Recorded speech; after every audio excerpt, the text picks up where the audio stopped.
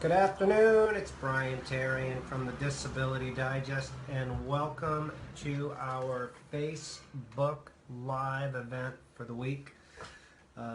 Welcome if you're a member here or not a member. Regardless, I hope you enjoy the event that we have here. What I am going to do this week, like I do every week, is just cover questions that have come in from members, in hopes that the information I share with you will help you either get or maximize your Social Security disability benefits. So let's get started.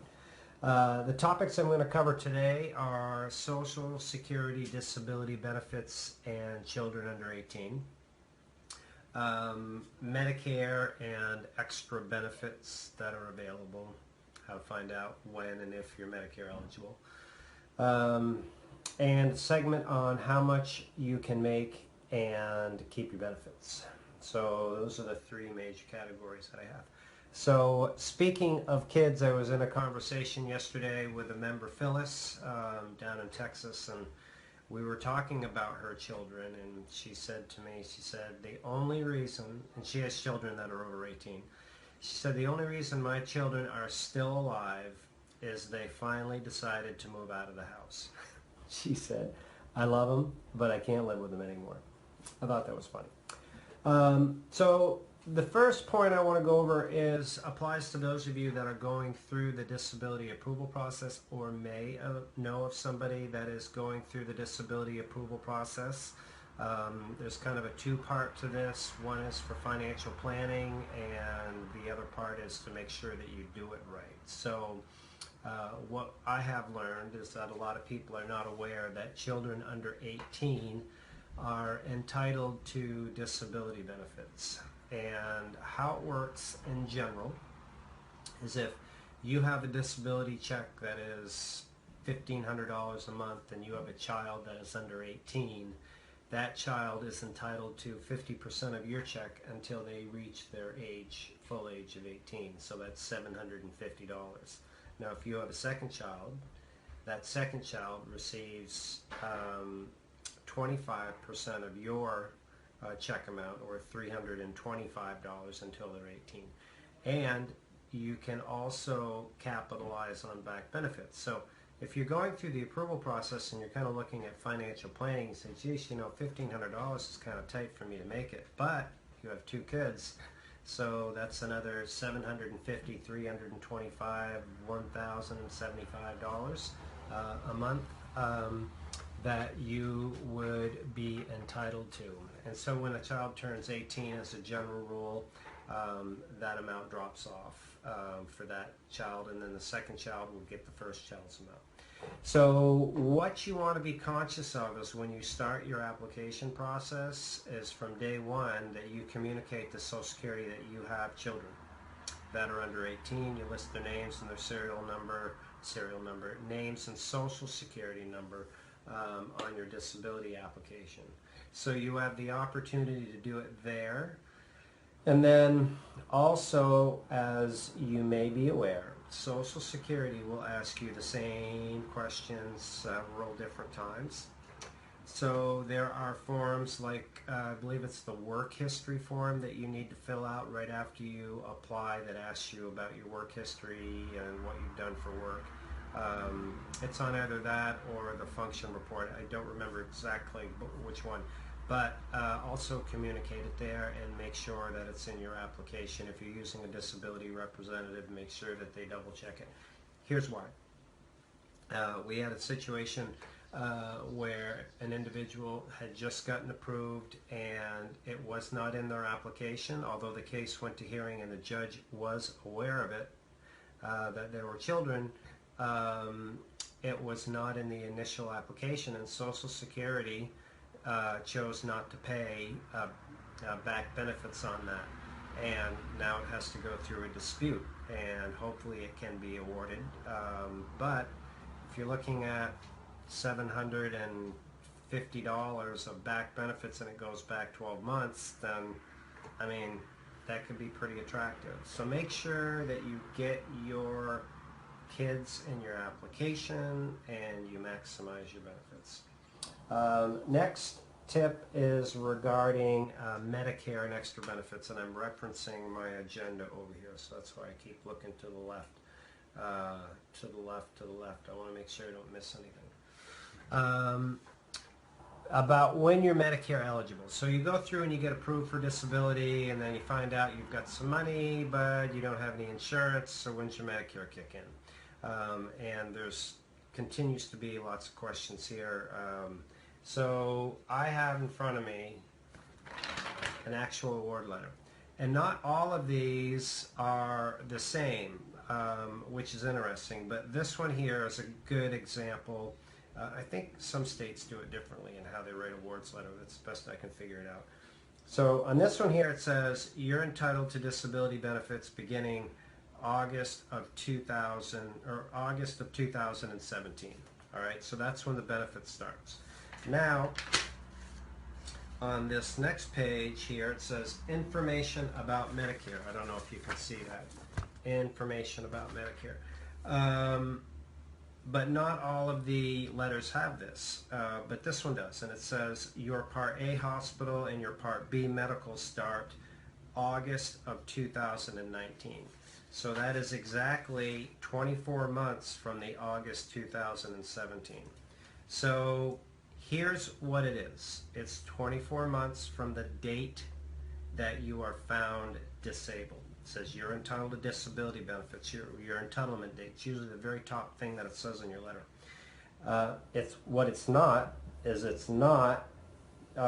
24 months from when your benefit starts, and it's not when you're 62 or full retirement. When you become disabled, part of your benefit package is Medicare. Think of it this way. When you become disabled and get one of these letters, it is the same benefit package that you would get when you're 66 and a half. It's the same check amount, and it has Medicare. So remember that, 24 months from the date that you were entitled. And if you're getting close to that date, like 3-4 months out, you don't have a card or your account number, this is the time that you should really start looking and preparing and finding your doctors and the right solution for you. Call Medicare, Social Security, same number, and it's usually on that letter. There's a phone number, but it's all over the place. 1212, I believe is what it ends in.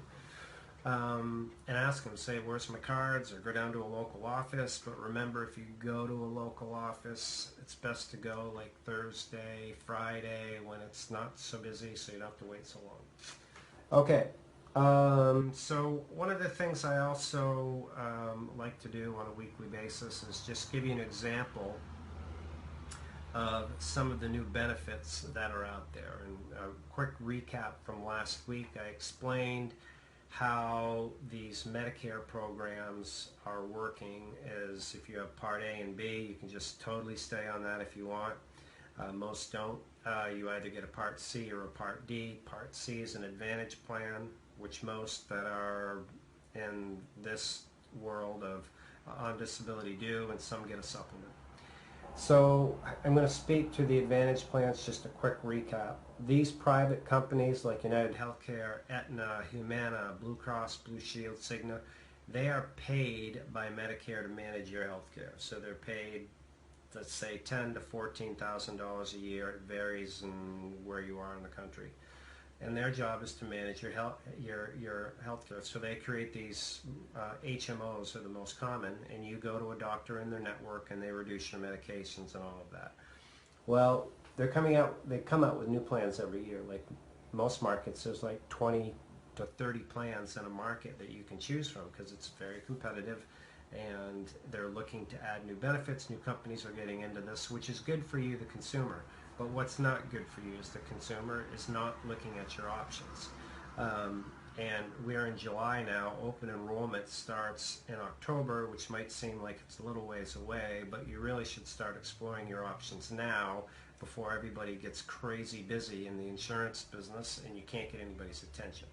So one example, a common example of a member that we spoke with 2 days ago was on a plan from a company. I just won't mention the plan, but it started with an A.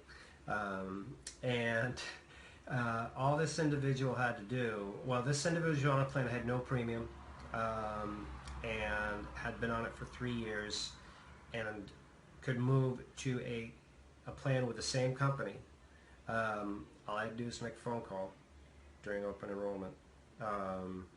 And by doing that would save $980 a year. The only significant difference, not significant, that would have an impact on this individual is that when he went to see a specialist, he paid $10 more per visit out of pocket.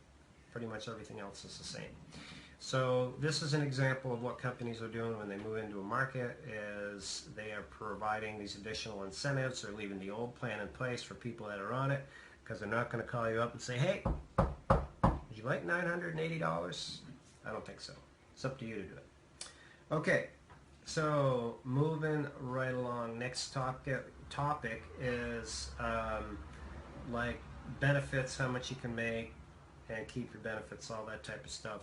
I'm not going to get into that in detail, but if you don't know, you can earn up to $880 a month as of this year, and keep your benefits. That's if you're approved for benefits. If you're not approved for benefits, you can earn $1,080 a month and go through the application process. It's a different criteria, but I'm going to speak to those of you that are approved. And this is also helpful information, kind of set up, thinking about what you want to do if you're not approved yet. So a question that came in this week is, and I'll make it generic, is doing blank considered work? And well, this particular one was selling on eBay. Selling on eBay, selling on Craigslist, selling on Facebook. Is any of that considered work? It's a good question, but this has been my experience in the big picture. I think that the overall question really is, are my benefits going to get reviewed? Am I going to get in trouble for working and earning money? And the answer is, if you stay below the legal limit and you do everything properly, it's not going to be a problem. Is it considered work? Yeah, I'd say it's considered work. If they were to review you, you're doing something to make money. Is it something that you can prove that you can still not work a consistent job? Yeah, I believe so, because you can do eBay, Facebook, Craigslist. You can do that whenever you want. So that's different than going down to a local retail store and working 4-hour shifts, consistently 3-4 days in a row. It's a different deal. So the general criteria for activity is, they call it the SGA, substantial gainful activity, is 20 hours a week and over $880 a month. So if you kind of are over either of those, then yeah, could be an issue. So, but this has been my experience. Here, I look at the statistics, and about 10% of the people are reviewed annually. I went over that in a recent video. And so it's not really, it's not highly likely that if you're earning under the limit that you're going to have a problem. So that's one thing to consider. And this business is mostly run by our members that are on disability. They come here, apply for jobs, and they basically run and create this wonderful environment for you. And since we've started doing this with Dennis Berry in 2007 in January, we haven't had anybody that has had a problem. Where I do see problems is when people don't understand the rules. Like, we've had people contact us that are making $25,000, $30,000 a year, and you can make, as I said, like around 10, and they don't report it. I mean, it's just, that doesn't work. Oh, hi, Maris. Thanks for saying hi. So keep that in mind. On the income, I still, I have these conversations frequently with people about, well, what can I do? And I want to revisit this, and I want to go back to a conversation and an interview that we actually have on our YouTube channel with Michael. And Michael worked as an insurance agent. Actually, he still does.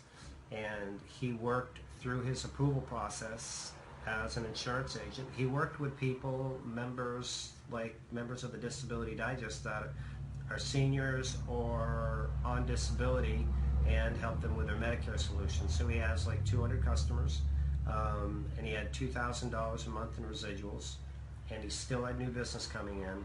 And the full interview is up there, and I'll put it in the show notes again. But point is that he got approved with income over the SGA, and the judge allowed it for the two reasons that are pointed out in the interview. But I'm thinking that, and I feel strongly about two things about this area of setting something up for people to do, is that if you look at doing something that doesn't require you to be on call, if you will, your chances of success are going to be higher. And the reason why I say that is most people that I know that are here, that are members, their life or their day is dictated by their condition and how they feel. So if you attempt to be successful in an environment that you're not the boss of, what are your chances of success, right? So just give that some thought. You know, if you look at things that maybe if they're done today, great, okay, but if they're done tomorrow or the next day, you're probably going to have something that you can do longer. You'll have a better chance of succeeding. You'll feel better about yourself. So a lot of that is setup time. We actually have a group here, How to Maximize Your Income, that there's people in there. I mean, this is what they're doing. They're exchanging ideas. We feed ideas in there about doing that. So if you're on Facebook, go over, check it out, apply. It's not an open group. We're looking for people that will come in and contribute as well. So last topic here today is a question from Alicia. And her question is, what do you think about the Ticket to Work program? So if you're not familiar with the Ticket to Work program, you may know just a little bit less than me, because I know about it but not a lot about it because it hasn't worked. It's the Ticket That Doesn't Work program in my opinion, so I don't know much about it. But here's the deal. It's a program designed with good intent for Social Security to migrate people off of disability benefits back into the workplace. And it's really targeted towards those that can go from 0 to 100, 0 meaning not working to 100 working full-time, back onto their benefits. It allows them to get back into the workplace, keep their benefits, their Medicare, until such time as they have demonstrated they can successfully succeed, and if they bail and fail, then they can get right back on. So in order to make that work, the last I knew about the program is you need to find companies that are ticket takers. So companies are issued this privilege called the Ticket to Work program, and an employee would sync up with them and get into that. So, I mean, I don't want to be a downer on it. I just know that realistically, and all the time that I've done this, I haven't met anybody that's been through it and succeeded. So I don't know. Here's what I have seen that's succeeded. I think that it goes back to the expectations that you set for yourself and being realistic. If you're on disability, getting approved for disability is not easy. You likely are disabled, right? Maybe you're feeling better. Great. So I have seen and believe, based on seeing people, that gradually go back into earning some money, doing something, making a difference. And like, you know, there's people like Mark Cuban and Perry Marshall, or, you know, people that I've followed and studied. They still say the key in business is to make a buck. And once you make a buck, try to make two. Do it a little better. And I feel really strongly that that is realistic for people. And then because you can make up to $880 a month. And what I see a lot of people do that come into work here is they're looking at, okay, well, what happens if I'm making $1,500, $1,800, $2,000 a month? And I'm saying, whoa. Well, first of all, let's just make $400 a month. That's your goal. I'm going to make it for you. You do that, great. You double it, great. You do that for a year, great. Then take a look. So that's my take on people, and people in the perspective to do that, to succeed. And it takes a lot of pressure off yourself to do that. And I mean, even if you've got enormous financial responsibilities and you think that you've got to, pull off this massive heist of cash to make it work, you still have to be realistic to be successful. I'm not always right. I've been told that several times. I might not be right on this, but I've seen it work. So anyway, that concludes today's program. I hope you enjoyed a little bit of time in my world here, Disability Digest. And if you like what we do here, I sure hope you do. We appreciate, your comments, telling your friends. We're like a radio or TV station where we do this stuff for free. We have ads and sponsors that allow us to provide the free membership from the Disability Digest with these live events and ongoing instructional courses and live assistance for people. So more people we have, the more money we make from sponsorship, the better services we provide you. So this has been Brian Terrian. Make it a great day. Thanks for your time and attention. We will see you soon.